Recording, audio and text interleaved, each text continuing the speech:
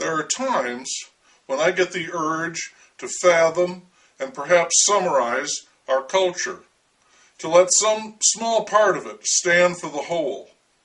I realize that I should resist that urge, but I don't, not always, and this is one of those times.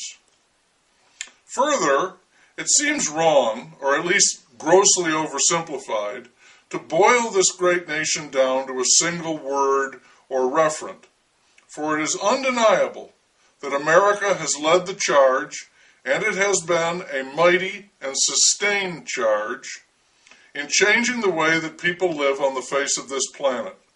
No small accomplishment, and nothing you would think could possibly be reduced to a single word. Yet I'm going to do it.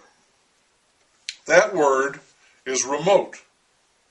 As a physical object, the principal remote is for the television, but there are also remotes for radios, CD players, DVDs, and garage doors.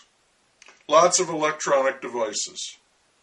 Remote is short for remote control.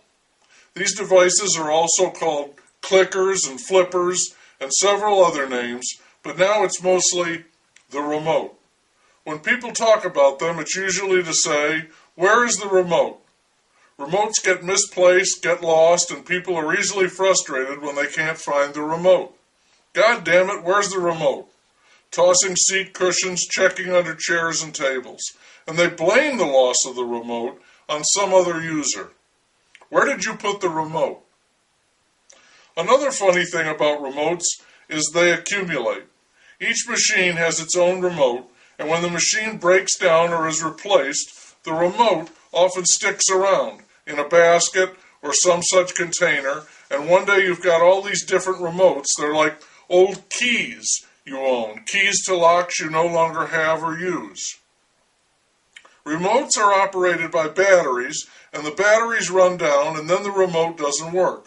Some people replace the batteries. Some people get a new remote. Sometimes when people can't find a remote, they get a new one, and then the old one turns up. So these remotes have a way of piling up. Remotes were designed for convenience, a very significant and much desired factor in our lives. In fact, I think if the Declaration of Independence were rewritten, it would cite life, liberty, the pursuit of happiness, and the utmost in convenience. Most Americans expect things to be convenient, and they can become quite alarmed if they are not. The remote for the television makes it much easier to change channels. You can also adjust the sound level and various other things, but it's mainly for turning the set on and off and for changing the channel. It seems inconceivable to us today, but people used to get up out of their chairs to change channels on the TV. Now, of course, armed with a remote, all we have to do is press a button. When we had to get up out of our chairs, there were only 3 channels. Now there are hundreds, and we sit in our recliners and press that button, and we are known as couch potatoes, sofa spuds. It's fitting that the remote would be so closely connected to the television, as the television is, in its essence, a remote machine, bringing us images from afar. That sense of distance and isolation is deeply embedded in the remote. People are not just sitting around using remotes. People themselves have become remote from each other and from actual, tactual reality. It's a commonplace. More and more we interact electronically. It's so easy. We've become more united and divided by this great convenience. Through email, by cell phone, on Facebook, the social network, human contact without the contact. It's all very remote. This communication right here and now is remote. Remember, we are broadcasting this to you from a remote location. That's very true.